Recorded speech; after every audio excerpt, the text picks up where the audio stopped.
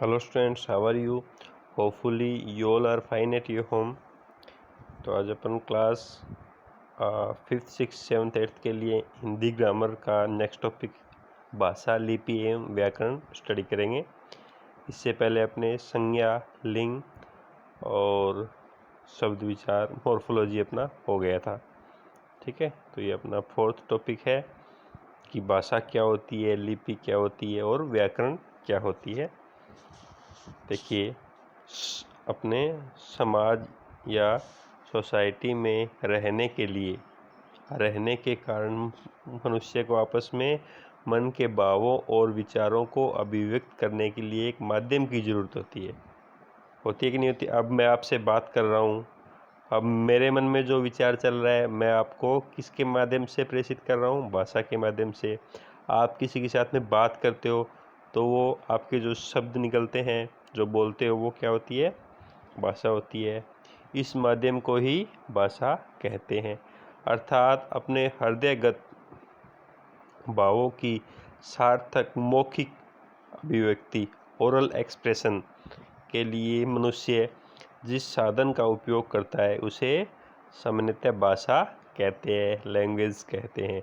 कोई भी भाषा होगी, हिंदी अपनी मदर टंग हो गई, इंग्लिश वाले इंग्लिश मान लो, या उर्दू, तमिल, मलयालम, वॉटेवर जो भी है, वो एक भाषा के माध्यम से अपनी अभिव्यक्ति यानी उनके मन में जो विचार है उसको एक्सप्रेस करते हैं।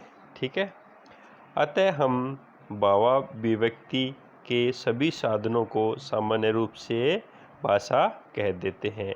इस दृष्टि से इंगित, इशारा, मुख मुद्रा, मुख विचार आदि को भी भाषा कहते हैं। अपन कभी कभार कोई इशारा करते हैं ना, कभी हाँ ऐसे कर लेना, हाँ आज कहाँ चले, या जो भी है अपने, तो उसको भी क्या कहते हैं? हम भाषा कहते हैं। जैसे पालने में लेटा हुआ बच्चा रोकर, मुस्कुराकर, ऊँ आ करके अपने मन के भाव प्रकट करता है, क्योंकि उस टाइम वह बोल तो सकता नहीं है। ट्रेन का गार्ड सीटी बजाकर, हरी झंडी दिखाकर ट्रेन को आगे बढ़ने तथा लाल झंडी दिखाकर रोकने का संकेत देता है। यानी ये संकेत भी एक भाषा का माध्यम हो गया। इससे भी अपन अपने अंदर के जो एक्सप्रेशन है वो सामने वाले को देते हैं। तो देखिए, बच्चे का रोना, गाड़ी की सीटी बजाना, झंडी दिखाना सांकेतिक भाषा है। ये भाषा का कौन सा रूप हो गया? अभी ये भाषा का सांकेतिक रूप हो गया। अपने संकेत चिन्ह या सांकेतिक भाषा आदि के द्वारा भले ही भावों की अभिव्यक्ति की जा सकती हो, परंतु उनके लिए भाषा शब्द का प्रयोग औपचारिक रूप से ही किया जाता है। ठीक है, वस्तुतः मूल रूप में मनुष्य द्वारा व्यक्त वाणी को ही भाषा कहते हैं, लेकिन वो एक भाषा की श्रेणी में नहीं आती। भाषा की श्रेणी में तो क्या आती है? मनुष्य द्वारा व्यक्त वाणी को ही भाषा कहते हैं। इस प्रकार भाषा दो प्रकार में आती है। एक तो हो गया आपका मौखिक और दूसरा लिखित। हम कोई बात को या तो बोल के एक्सप्रेस करेंगे या फिर लिख के एक्सप्रेस करेंगे। जैसे ये मान लो यहाँ पे सब कुछ लिखा हुआ है ना, तो ये जो अपनी सारी बात बताना चाहता है ये यहाँ पे इसने लिख के दे दी। मैंने यहाँ पे लिखा, मतलब कुछ भी लिखा, आप कैसे हो। मैंने क्या लिखा? आप कैसे हो। तो मैं यहाँ पे अब मैंने पूछा आप कैसे हो, ये तो मैंने ओरल एक्सप्रेशन हो गया यानी मौखिक हो गया, और मैंने ये लिख के आपसे पूछा, तो भी मैं आपसे पूछ तो रहा हूँ, मैं अपने मन के भाव अभिव्यक्त कर रहा हूँ। ठीक है, तो ये कौन सा रूप हो गया? इसका लिखित रूप हो गया। देखिए, मौखिक, ओरल, जो भाषा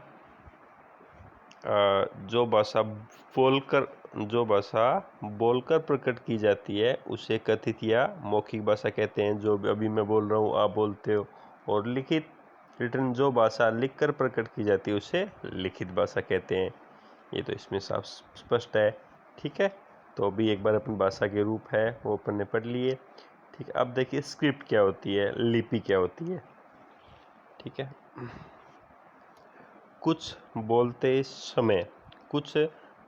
समय हम अपने मुख की ध्वनियों का उच्चारण करते हैं।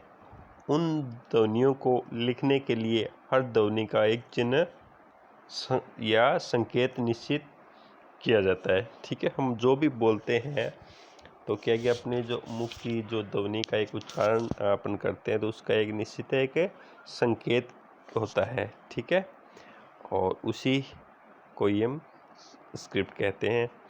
मौखिक ध्वनियों को लिखकर प्रकट करने के लिए निश्चित किए गए चिन्हों संकेत को ही हम क्या कहते हैं, स्क्रिप्ट कहते हैं, लिपि कहते हैं, अथवा किसी भी भाषा के लिखने की विधि को हम लिपि कहते हैं। ठीक है, और देखिए, संसार में अनेक भाषाएं बोली जाती है। हर भाषा की अपनी अपनी लिपि होती है। संस्कृत एवं हिंदी की लिपि देवनागरी, अंग्रेजी की लिपि रोमन, उर्दू फारसी की लिपि फारसी तथा पंजाबी भाषा की मुख्य लिपि गुरुमुखी है। ये आपको याद करना है। फिर 14 सितंबर 1949 को भारत सरकार द्वारा हिंदी देश की राजभाषा घोषित की गई थी, न कि राष्ट्रभाषा। ये बात आप ध्यान रखोगे, हिंदी हमारी राजभाषा है, राष्ट्रभाषा नहीं है। ठीक है, तो ये तो हो गया आपका लिपि। फिर अपना व्याकरण जो अपन स्टडी कर रहे हैं। ठीक है, करते हैं क्या होता है। देखो, व्याकरण वह शास्त्र है, व्याकरण क्या है, एक शास्त्र है जो भाषा के शुद्ध रूप को बोलने, लिखने एवं पढ़ने का बोध कराता है। ठीक है ना, भाषा की शुद्धि है हमें कौन करवाता है, भी व्याकरण करवाता है। तो भाषा व्याकरण एक शास्त्र है जो भाषा को शुद्ध रूप से बोलने, लिखने और पढ़ने का बोध करवाता है। ठीक है, अर्थात किसी भी भाषा को सुगठित शुद्ध रूप में लिखने के जो नियम सिद्धांत होते हैं उन्हें हम भाषा का व्याकरण कहा जाता है, उन्हें उस भाषा का व्याकरण कहा जाता है।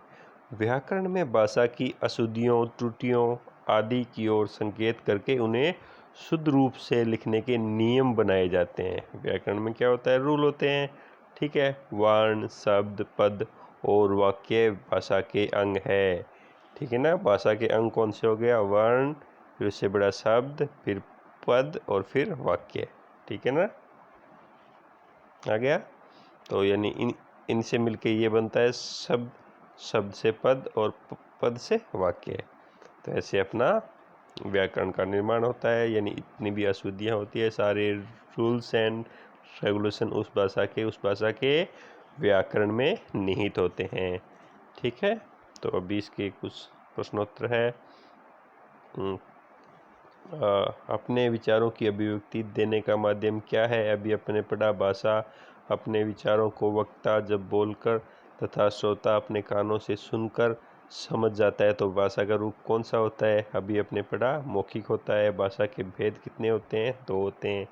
ठीक है, और ये फिल इन द ब्लैंक्स है और ये मल्टी चॉइस वगैरह मैं आपको भेज दूंगा और ये 5 इसके क्वेश्चन है। ठीक है, तो आपको ये सब अपनी फेयर नोटबुक में लिखना है और इन सब को लर्न करना है। जो भी छोटी छोटी टर्म्स आई है ना, क्या स्क्रिप्ट क्या होती है, लिपि क्या होती है, भाषा क्या होती है। ठीक है, जितनी भी छोटी छोटी टर्म्स आई है, जितना भी है, इस लेसन को आप, छोटा सा लेसन है, 2-3 बार रीड कर लेना, अपने आप आपके लर्न हो जाएगा।